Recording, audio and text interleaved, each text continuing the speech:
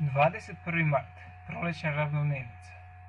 Na dan 21. marta Zemlja na svojoj putanji oko Sunca zauzima takav položaj da sunčevi zraci padaju pod pravim uglom na ekvator. Tada granica osvjetljenja prolazi kroz polove, pa je na cijeloj Zemlji obdanica jednaka noći.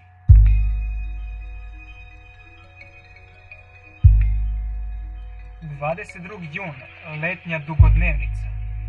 22. juna sunčevi zraci padaju pod pravim uglom na severni povratnik.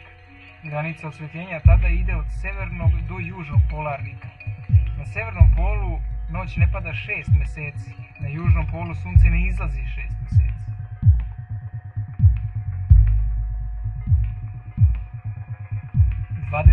Septembar, jesenja ravnodnevnica.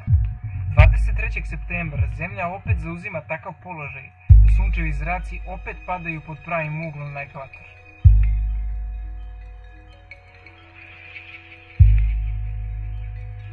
22. decembar, zimska kratkodnevnica.